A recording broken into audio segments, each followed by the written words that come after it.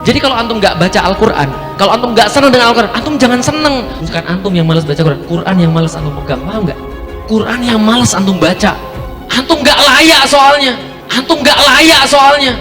Alladzina yunfikuna fis sarai wal darai wal khaziminal ghaiza wal afina anin nas wallahu yuhibbul muhsinin. Saya juga sedih, orang dekat saya pun juga banyak yang belum bisa baca Quran.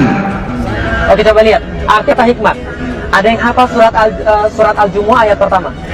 Sabbaha lillahi ma fis samawati wal ard. Sabbaha lillahi ma fis samawati wal ard. Bukan. Al-Malikul Quddus Azizul Hakim. Ini kesalahan ya, kesalahan yang fatal. Padahal kalimat pertama itu Yusuf pertegas ini. Kan sudah jelas ini. Dr. Egi, Ustadz Felix. Lah kalau antum masih layak megang Quran, antum masih layak baca Quran, mbok ya kemudian penuhi kemudian hak-haknya tadi. Bagaimana mau mencegah keji dan mungkar situasinya? Orang kok tidak bisa baca Quran, tidak bisa baca Quran. Pertama-tama tidak ada yang lebih layak saya ucapkan kecuali permintaan maaf. Rupanya Ustadz juga bisa salah. Ya Allah. Mohon maaf banget, mudah-mudahan kesalahan ini tidak berlanjut pada bulan Ramadan. Itulah Allah ingin ngajarin lagi pada saya tentang pentingnya petunjuk. Al-Malikul Quddus Azizul Hakim. Ada kata-kata Hakim. Hakim artinya adalah orang yang memiliki hikmah. Saudara Felix Yao mencoba mentafsirkan kalimat Al-Hakim. Jadi beliau tafsirkan ya dengan pemahaman beliau sendiri, tanpa ada mengutip daripada tafsir para ulama. Jadi sembarang tafsir. Kita tahu bahwa mentafsirkan Al-Quran tanpa ilmu, apa kata Rasulullah SAW, "Falyatabawwa maq'adahu minan nar." Kata Rasulullah, maka dia telah menyiapkan tempatnya daripada api neraka. Bahaya sekali nafsirkan Quran tanpa ilmu, sampai ada ancaman man fassarul Quran bi ra'yihi falyatabawa maq'adahu. Orang menafsirkan Quran dengan semaunya sendiri, maka sama juga pesan satu tiket di neraka. Nggak boleh mengajarkan Quran terjun bebas menurut saya. Memangnya agama menurut kamu enak aja. Al-Maidah 32. Nggak pakai logika saya, pakai Quran. Ya. Tidak berhak menafsiri Al-Quran kecuali orang yang memang berkecimpung di dunianya. Apalagi kadang-kadang mau nafsir Al-Quran sesuai dengan hawanya, dipelintirkan. Ini kan orang keblinger itu, di neraka jahanam tadi ya begitu itu. Kalau saya keliru, saya ralat. Iya. Tapi kalau ente yang keliru, Saya ralat ralat. juga. Iya, Jangan soalan. Iya. Lah itu model-model manusia. Coba dalam CD dialog kita lihat, itu banyak. Itu kan pelintiran-pelintiran ayat. Seenaknya sendiri bawa Al-Quran dibawa ke orang ini, boy. Siapa yang ngajari nafsiri kayak begitu tuh? Ya iblis yang di dalam diri kita itu yang ngajari kita tuh nafsiri seleh, hawa nafsu. Itu salah paham, keblinger bukan salah, keblinger muter. Saya memahaminya dari surat Al-Baqarah ayat 216, amanu, hajaru, jahadu. Ini tiga kesatuan yang nggak bisa pisah. Oleh karena itu, konteks tadi amanu, hajaru, jahadu itu satu paket yang nggak bisa pisah. Itu kalau bicara fungsi agama. Nggak boleh agama kok menurut saya, agama yang menurut Allah dan Rasul. Nggak boleh menurut saya. Kalau menurut saya berarti agama macam-macam, karena setiap orang menurut masing-masing. Konstruk jihad itu ada dalam ajaran Islam. Sementara kalau diikutin dataran berpikir, nggak ada jihad-jihad lah, damai-damai aja dan lain sebagainya. Bagaimana kok muncul kata damai kalau belum perang? Untuk memahami Al-Quran harus mempunyai 12 bekal, mulai 12 ilmu, mulai dari ilmu bahasanya, ilmu usulnya, sampai ilmu kemasyarakatan harus ada. Jadi tidak seenaknya orang menafsiri Al-Quran, bukan. Apalagi kadang-kadang mau nafsir Al-Quran sesuai dengan hawanya, dipelintirkan. Ini kan orang keblinger itu, di neraka jahanam tadi ya begitu itu. Keimanan itu harus dibuktikan dalam bentuk perubahan nilai menjadi hijrah. Hijrah nggak bakal tercapai kalau tidak ditopang oleh suasana jihad. Al-Quran bukan kitab mainan. Sebab itu saya tradisikan kalau ngaji itu pakai kitab, supaya sanadnya mutasil sampai Rasulullah SAW. Makanya bahaya sekali nafsirkan Quran tanpa ilmu, sampai ada ancaman man fassarul Quran bi ra'yihi falyatabawa maq'adahu minan nar. Orang menafsirkan Quran dengan semaunya sendiri, maka sama juga pesan satu tiket di neraka. Kita mau pakai konstruk damai tapi nggak pernah perang, ya nggak mungkin. Mesti perang dulu. Itulah konstruk jihad.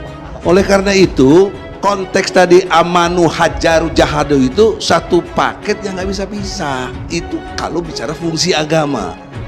Setiap ulama bisa ada salahnya. Nah, tetapi kalau kesalahan yang fatal, itu yang kita tidak mau. Karena itu ulama-ulama memberi rambu-rambu, jangan ini, jangan itu, jangan begini, karena kalau tidak kamu salah, kalau tidak jeli Anda salah. Lah itu model-model manusia. Coba dalam CD dialog kita lihat, itu banyak, itu kan pelintiran-pelintiran ayat. Seenaknya dibawa Al-Quran, dibawa ke orang ini, boy. Siapa yang ngajari nafsiri kayak begitu tuh? Ya iblis yang di dalam diri kita itu yang ngajari kita tuh nafsiri seleh, hawa nafsu. Itu salah Pak, keblinger bukan salto, keblinger muter.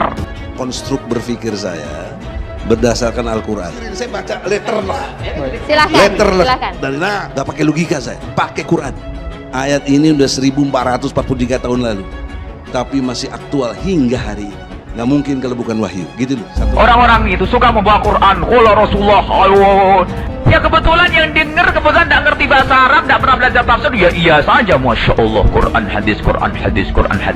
Tak taunya banyak pengkhianatannya. Naudzubillah, itu wal yatabawa maq'adu minan nar. Ya betul, menyiapkan diri masuk neraka. Sebab itu saya tradisikan kalau ngaji itu pakai kitab supaya sanadnya mutasil sampai Rasulullah SAW. Nggak boleh mengajarkan Quran terjun bebas menurut saya. Memangnya agama menurut kamu enak aja. Bangsa kita 73% rakyat Indonesia yang beragama Islam tidak bisa baca Quran. Ali Imran ayatnya 134. A'udzubillahi minasyaitonirrajim. Bismillahirrahmanirrahim. Alladzina yunfikuna fis sarai wa khadarai wal khaziminal khaiza wal afina anin nas wallahu yuhibbul muhsinin. Ada juga gini. Alladzina ينفقون في السراء والضراء والكاظمين الغيظ والعافين عن الناس والله يحب المحسنين. Enak kalau Qurannya, sejuk hati. Jangan terlalu sombong, kamu sendiri gak ngerti Quran kok ngajak orang awam untuk melihat Quran. Padahal yang kayak gitu tuh memalukan kita umat Islam. Malu kita sebagai umat Islam kan, kok ada orang dakwah begitu modelnya. Tapi yang saya herankan itu dia ceramahnya mabok, yang ngedengerin tambah mabok semua. Saya juga sedih, orang dekat saya pun juga banyak yang belum bisa baca Quran. Coba baca, yang keras. Fas'alu al-zikra in kuntum la ta'lamun. Fas'alu al-zikra in kuntum la ta'lamun. Ada juga gini. Fas'alu ahla dzikri in kuntum la ta'lamun. Masalah wujud Islam rahmatan lil alamin itu kita sebagai contoh. Dia nganggap dirinya paling pintar, dirinya paling hebat.